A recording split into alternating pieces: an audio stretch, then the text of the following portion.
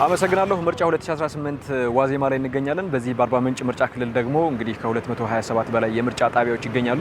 በደቡብ ኢትዮጵያ ክልል በአጠቃላይ ከ3941 በላይ የምርጫ ጣቢያዎች እንደሚገኙ አረጋግጫለሁ። በተለይም ደግሞ እነኚህ 3941 የምርጫ ጣቢያዎች በ56 የምርጫ ክልል ውስጥ ታቅፈው በነገው ዕለት ለሚካሄደው ሰባተኛው ጠቅላላ ምርጫ እንግዲህ ድምጽ ለመስጠት የሚያስችል የመሰረተ ልማት በተለይም የድምጽ መስጫ ቁሳቁሶችን ከትላንትናው ዕለት ጀምሮ በዛሬው ዕለትም እንግዲህ የማጠናቀቁ ስራ ተገናውኖ በተለይም በዛሬው ዕለት ደግሞ ዋዜማው ላይ ከፍተኛ የሚባል እንቅስቃሴ በአርባ ምንጭ ከተማ መኖሩን ተመልክቻለሁ። ይሄም እንግዲህ በነገው ዕለት ለሚደረገው ሰባተኛው ጠቅላላ ምርጫ ዜጎች ድምጽ መስጠት የሚችሉባቸው ድንኳኖች ጭምር በትላንትናው ዕለት በአብዛኛው በሚባል በዚህ በአርባ ምንጭ ምርጫ ክልል ላይ ተተክለው ማለቃቸውን ተመልክቻለሁ።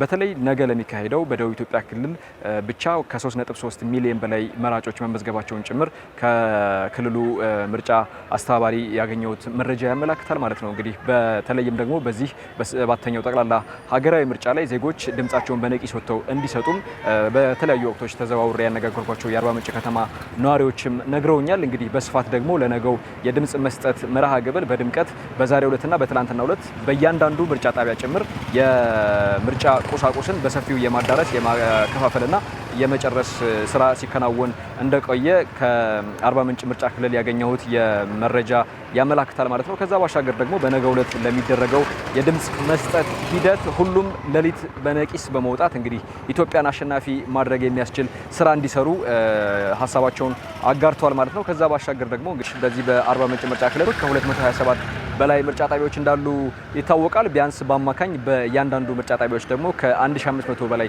መራጮች ድምጽ ለመስጠት መመዝገባቸውን ያገኘሁት መረጃ ያመላክታል። በዛሬው ዕለት እንግዲህ በተለያዩ የአርባ ምንጭ ከተሞች ተዘዋውሬ እንደተመለከትኩት ከሆነ ለነገው ዕለት ለሚካሄደው የሰባተኛው ጠቅላላ ምርጫ በተለይም ዜጎች ድምጽ መስጠት የሚችሉባቸው ድንኳኖች፣ መሰረተ ልማቶች መጣላቸውን አስተውያለሁ ማለት ነው። ይሄም በዛሬው ዕለት የተከናወኑ እንዲሁም ትላንትናም ሲከናወኑ የዋሉ ስራዎች መሆናቸውን እንግዲህ በተዘዋወርኩባቸው ወቅቶች መመልከት ችያለሁ ማለት ነው። ያነጋገርኳቸው ነዋሪዎችም ሁሉም ሰው በነቂስ ወጥቶ ድምጹን መስጠት እንዲችል እንዲሁም ደግሞ ኢትዮጵያን አሸናፊ ማድረግ የሚችል ፓርቲን መምረጥ እንዲችል ጭምር ሀሳባቸውን ሰጥተዋል።